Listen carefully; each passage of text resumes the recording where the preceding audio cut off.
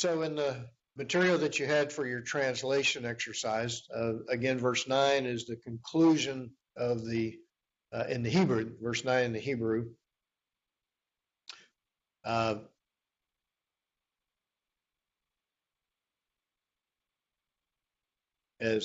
again, the messengers are sent to Esau. And of course, the issue is that if he comes to the one camp, and strikes it, the other camp will remain. So that, again, that's the conclusion of his plan and the division of the camps. In verse 10 in the Hebrew, now is the prayer, and I think this is one of the key points of Jacob's life, as he encountered God at Bethel before departing. As he says in his prayer later on, that he left the land with only his staff in his hand, because he was escaping for his life from the wrath of his brother Esau.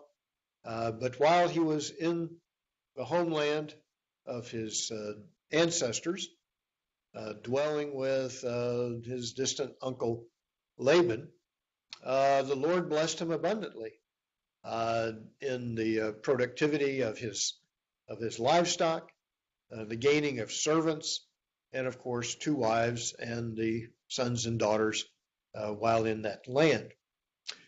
So then Jacob, rightly, as he has set forth his plan, he finally prays.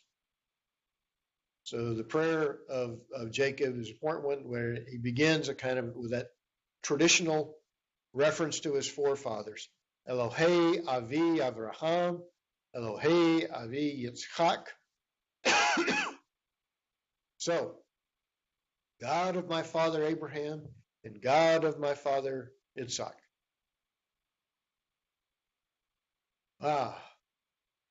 Did you not say to me,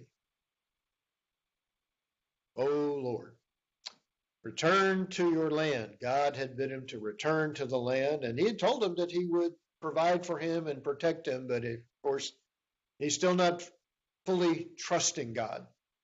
But at least at this point, he prays and he returned to Lemolad Edekah, the land of your ancestry, beginnings, and he said, I will do good with you. I will do good. I will perform good on your behalf.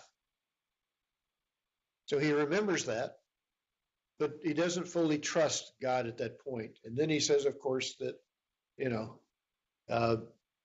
he has very little faith by comparison to the trustworthiness, the chesed, the faithful, loyal multitude of God's faithfulness. Hence the ha-chasadim, the multiple loyal loves, or multiple faithfulnesses, often translated, and as well the comparative men with all mikol, as in mikol ha-chasadim, also mikol ha-emet, asher, asita, avdekah. It is that which God has, in multitude of ways and in his faithfulness and truthfulness, he has been loyal to his slowly learning servant, Jacob. It says that you will do and have done multiple loyalty and truth and faithfulness with regard to his servant. And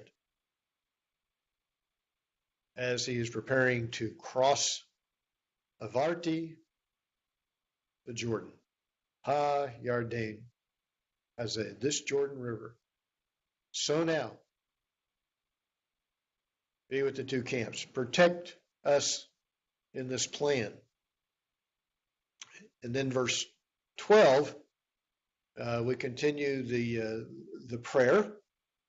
In 13, and particularly in verse 13, I want to highlight that, as he says, Atem, Amarta, Etev, Etiv. Again, with the infinitive absolute preceding the finite verb, the imperfect for emphasis. God had said, indeed, that he would do good on behalf of his servant Jacob. And that, again, his seed would be multiplied like the sands of the seashore. Kachol hayam, asher lo yisafer merov. It would be the sands that would be innumerable, that could not be numbered. The nifal, imperfect, yisafer, as we'd seen that before, back in the earlier chapters of the patriarchal stories and the promises to Abraham. God's blessing that he would indeed. So in essence, we see a number of prayers in the Bible here with Abraham, with Isaac, with Jacob, and then later with Moses. There is this evoking of God's history of faithfulness, and the plea in this prayer is that God would continue to be faithful as he had manifested himself to be faithful in so many cases before. And as we have talked about throughout our journey through these patriarchal narratives, in spite of the unfaithfulness of Abraham, Isaac, and Jacob, God is continually faithful to complete his promise that all of the biblical patriarchs had to learn about the full, manifest, providential faithfulness of God